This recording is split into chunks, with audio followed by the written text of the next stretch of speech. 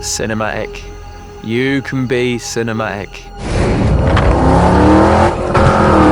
Give the people what they want, and the people want cinematic stuff. They need to know the raw power of cinematic editing. And you're the man for the job. You are cinematic.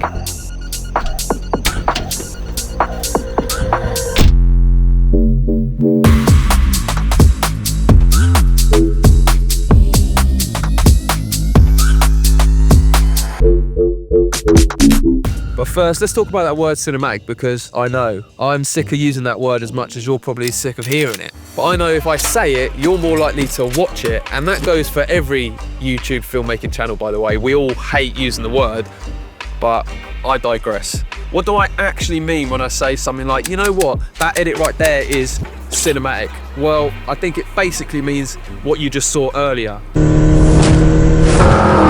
instead of this shit. Get this unseasoned footage out of my face and stick the oven on, because, you know, I've got the ingredients right here to make a cinematic edit and come home for dinner now because mummy's cooking, yeah?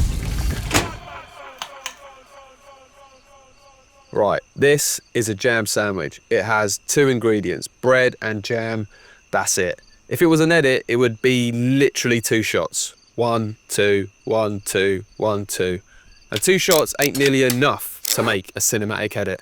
But this jam sandwich has cinematic potential. We just need more coverage, more shots, different shots like this or that. Having more shots means there's more ways to cut a sequence, which then means there's more ways for you to make a better video.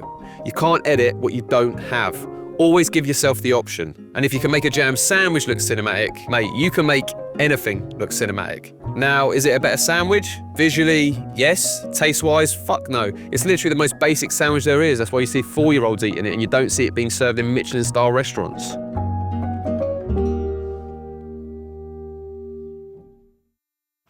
Now that we have all the raw ingredients, it's time to slice and dice that footage up.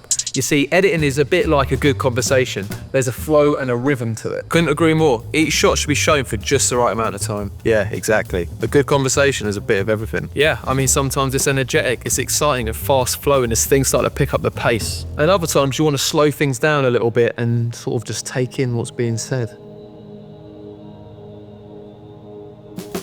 The length of each shot is always intentional, it's never random. I mean, imagine if I was speaking to you directly right now for some reason. I'll just stop talking in random places. Yeah, I mean, it's really awkward and uncomfortable, which isn't ideal, to be honest, because I have never, ever, ever once heard someone say, mate, do you know what? You should really watch this edit. It's awkward and uncomfortable. You'll love it. I have, though, said that to someone, and they absolutely loved it. Said it was the best thing they'd seen since Cars 2. That's how good it was. But here's the other thing. You also don't want your edits to be too constant, like they're cut into an imaginary beat, because then everything's going to be predictable and repetitive, and then the audience will begin to anticipate and notice every cut, and not in a good way. No one wants techno edit, not even like Berlin.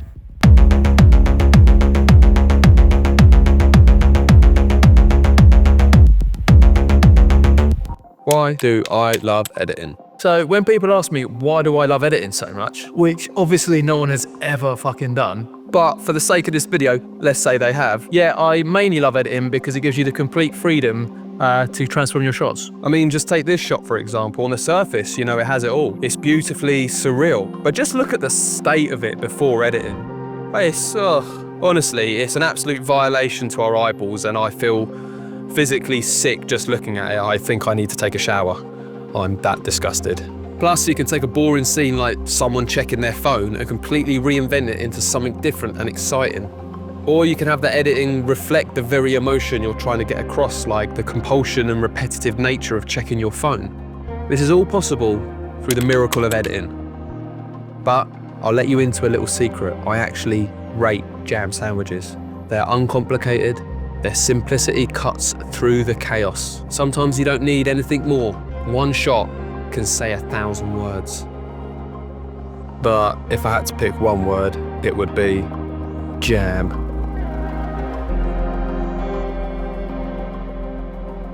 But who gives a shit what I think? You should probably hear it from someone on a way higher pay grade like your boy Kubrick.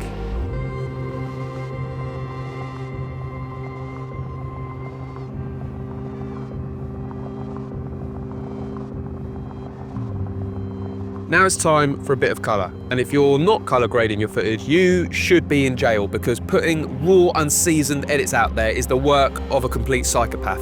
And if you have done that, you are truly unhinged and you should be banged up, because it is criminal behaviour and you are looking at 15 years to life. I'm not even joking. So don't go to prison, yeah? Instead, use our Filmic LUT pack, link in the description. And our LUTs will guarantee two things. First and foremost, you won't be going to prison. And secondly, your footage will look way more cinematic. Because you know what's not cinematic? Prison. Exactly. That's just pure logic right there. And I'm doing you a favour because you don't want to end up like Keith. All he had to do was use one of our LUTs, you know? It's a real shame, to be honest, because he's got kids at home he's never seen. All right. What else do we need? Oh yeah, of course. The cinematic source that everybody forgets. I'll admit, back in the day when I was young and lazy, I had zero expectation of using sound design in my edits, and I can categorically say they are worse off for it. I mean, just listen to the difference sound design can make.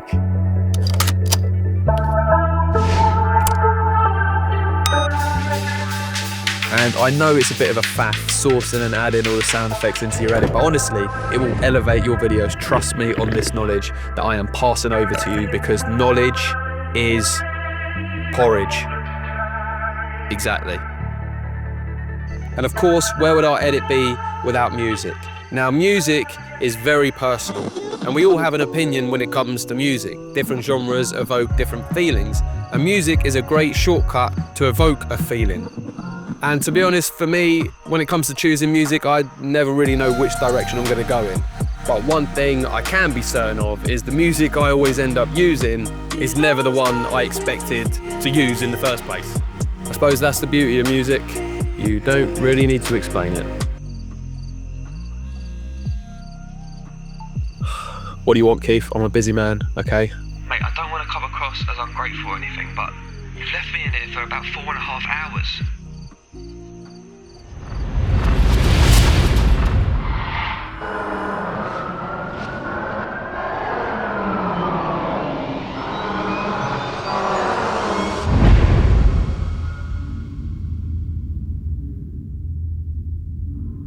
Don't worry, Keith, we're going to get you out of it, alright? You just sit tight.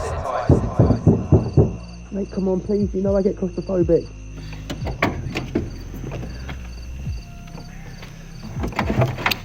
Mate, I don't really see what the big problem is. Mate, you left me in the car.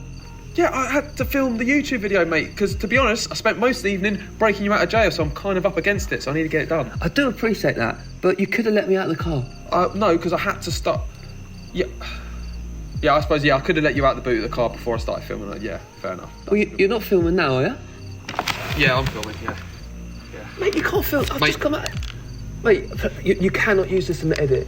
I'm always filming. When it's YouTube, You can't have my face on the camera and then put it on YouTube, because I've just come out of jail. Mate, I can't go back there. I'm always filming when it's YouTube. You never know. I've got cameras everywhere. Jesus. I probably won't use this in the edit anyway. So...